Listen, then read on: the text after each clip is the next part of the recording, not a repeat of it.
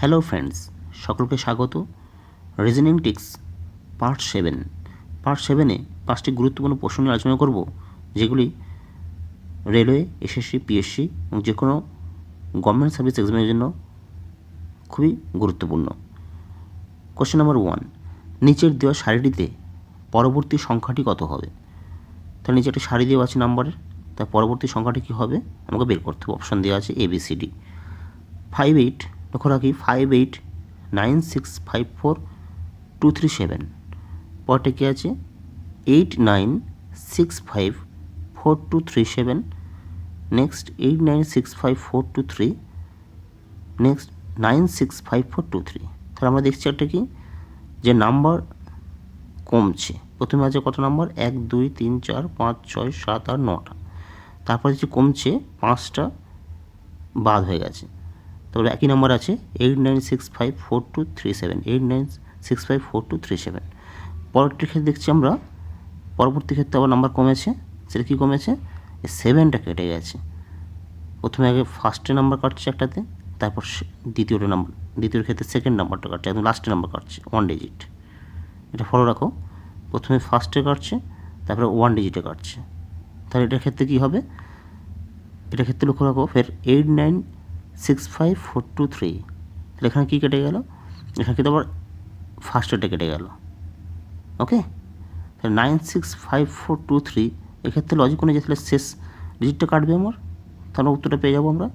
ওকে, 965423 এটা উত্তর হওয়া উচিত। 965423 আমরা অপশান দেখব 96542, 3টা কেটে যাবে, তাহলে 96542 এটা অপশানে option C 96542 option C is the correct answer. Okay, তো কী করলাম? তা আগে নাম্বার দেখছি কমছে এবং প্রথমে ফার্স্ট ডিজিটটা কাটছে, তারপরের ক্ষেত্রে লাস্ট ডিজিট কাটছে, এটাই লজিক। আবার ফার্স্ট ডিজিট কাটছে, তারপর আবার লাস্ট ডিজিট কাটছে। তো সেটা অনুযায়ী আমার পরবর্তী সংখ্যাটি হবে 96, উত্তর সংখ্যাটি হবে 96542, 3টা কেটে যাচ্ছে লাস্ট ডিজিটে।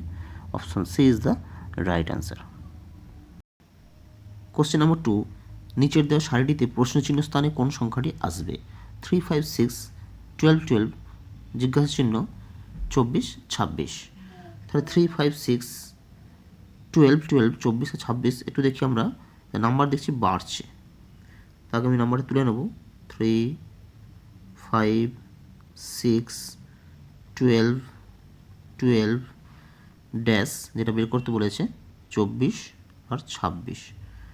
তো একটু যদি আমরা লক্ষ্য রাখি, একটা লজিক আমরা পাচ্ছি 3 6 12 24। তাহলে এক্ষেত্রে কী লজিক? এক্ষেত্রে 2 দিয়ে গুণ হচ্ছে, 3 দিয়ে 6, 6 দিয়ে 12, 12 দিয়ে 24। তার মানে এই লজিকে আমরা পারছি, কিন্তু আমাকে পরবর্তী সংখ্যা লজিকটা বের করতে হবে, তাহলে আমরা এই ড্যাশটা পাবো। ওকে, 3 সঙ্গে কত যোগ করলে 12 হচ্ছে? তাহলে পরবর্তী লজিক আমাদের দেখতে হবে 3 5 5-এর সঙ্গে কত যোগ করলে 12 হচ্ছে? 5-এর সঙ্গে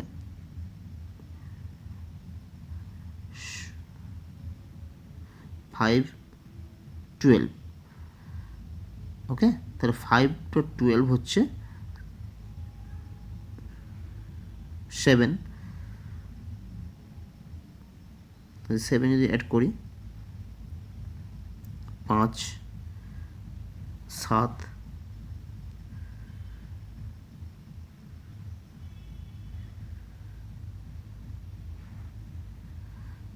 5-এর সঙ্গে 7 যোগ করব, তাহলে 5-এর সঙ্গে যদি 7 যোগ করি তাহলে হচ্ছে 12 পাচ্ছি আমি। ওকে, 12-এর সঙ্গে 7 যোগ করলে যদি 19 পাবো। ওকে, তাহলে 19-এর সঙ্গে 7 যোগ করে যদি তাহলে 26 পাবো। তোমরা লজিক পেয়েছি। সঠিক উত্তর 19, option A is the right answer. তাহলে কী পেলাম একটু লক্ষ্য রাখো। তাহলে 5-এর সঙ্গে কত যোগ করব? মৌলিক সংখ্যা 7 যোগ করব। তাহলে মৌলিক সংখ্যা 7 যোগ হচ্ছে 5-এর সঙ্গে, তাহলে 5-এর সঙ্গে 7 যোগ করলে হয় 12। ওকে, তাহলে 12-এর সঙ্গে 7 যোগ করলে হয় 19, যেটা আমাদের option A is the right answer. Clear?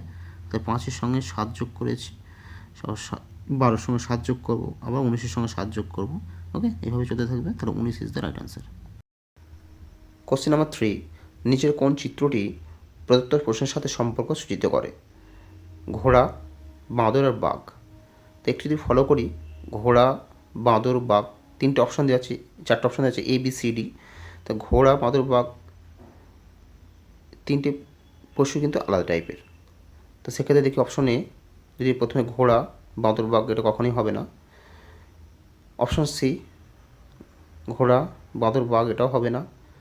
Option D, ঘোড়া, বাঁদর, বাঘ আলাদা, এটা ঘোড়ার, বাঘ, বাঁদর, এটা কিন্তু হবে না, মানে ঘোড়ার বাঁদর সম্পর্ক আছে, এর কিন্তু হবে না। তাহলে অপশন বি দেখছি, ঘোড়া আলাদা, বাঁদর আলাদা, বাঘ আলাদা। তাহলে option B is the right answer. নিশ্চয়ই বুঝতে পেরেছো?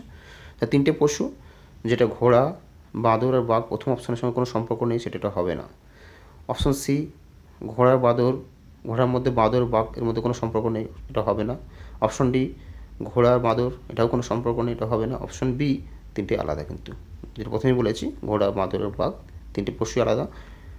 তাহলে option B is the right answer. Question number 4, গুরুত্বপূর্ণ প্রশ্ন এসেছি, যদি 26শে জানুয়ারি 2014 রবিবার হয়, তাহলে 3রা মার্চ 2014 কী বার হবে?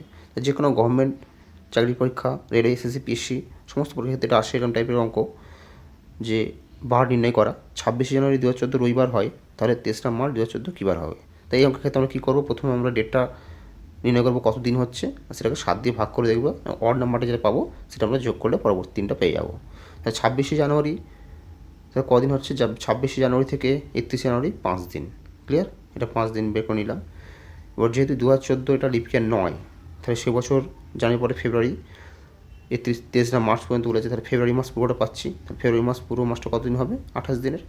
যেহেতু সেটা লিপ ইয়ার নয়, এটা 28 দিন, আর 23রা মার্চ, তাহলে 3 দিন যোগ হবে, তাহলে মোট দিনটা পেয়ে গেলাম। প্রথমে বললাম যে প্রথমে মোট দিনটাকে বের করতে হবে।